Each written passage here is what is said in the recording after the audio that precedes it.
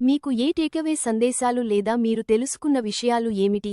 మీరు ఆ యాప్ ఉపయోగించడం ద్వారా మీరు ముందుగా తెలియని విషయాలు ఏమిటి? నేను నేర్చుకున్నాను. ముఖ్యంగా నేను ఒక మహిళగా. మాజీ పొగాకు వాడిన వ్యక్తిగా ఉన్నాను. నేను తక్కువ ప్రమాదంలో ఉన్నాను. కానీ నేను ఆశ్చర్యపోయాను. మహిళలకు స్ట్రోక్ కోసం ఉన్న ప్రమాదం నాకు తెలిసినదానికంటే ఎక్కువగా ఉంది అని తెలుసుకోవడం. మరియు నేను నేర్చుకున్నాను. ఇతర తగ్గించే అంశాలు, ఉదాహరణకు ఒత్తిడి మరియు ఆహారపు అలవాట్లు మీ స్ట్రోక్ పెరుగుదలపై ప్రభావం చూపవచ్చు.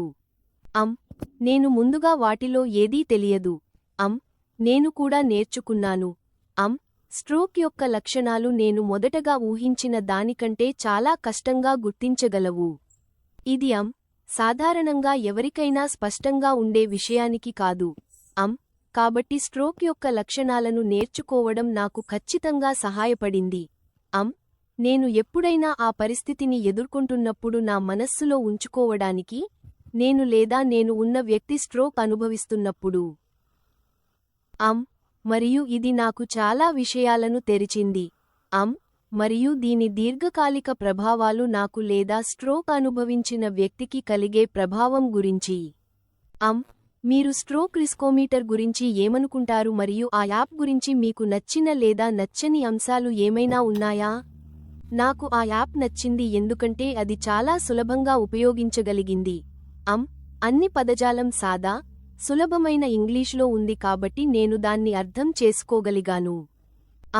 నాకు నచ్చింది ఆ యాప్లో విభిన్న మెనూలు మరియు మెనూలు ఉన్నాయి, కాబట్టి ఆ యాప్ యొక్క దిశ చాలా సులభంగా ఉంది. నాకు ఆ యాప్లోని అన్ని సమాచారం నచ్చింది. ఆ యాప్ గురించి నాకు నచ్చని ఏకైక విషయానికి గ్రాఫిక్స్ కొంచెం ఆధునికంగా ఉండవచ్చు. అవి చాలా సరళంగా ఉన్నాయి. మీరు ఆ రకమైన ఫార్మాటింగ్ను ఇష్టపడితే అది గొప్పది, కానీ నేను యంగర్ ఆడియన్స్ను లక్ష్యంగా చేసుకోవాలనుకుంటే అది కొంచెం ఆధునికంగా మరియు ఇంటరాక్టివ్గా ఉండటం మంచిది. కానీ దాని తప్ప, నాకు ఆ యాప్ చాలా ఇష్టమైంది ఎందుకంటే అది చాలా సమాచారాత్మకంగా మరియు సులభంగా ఉపయోగించగలిగింది.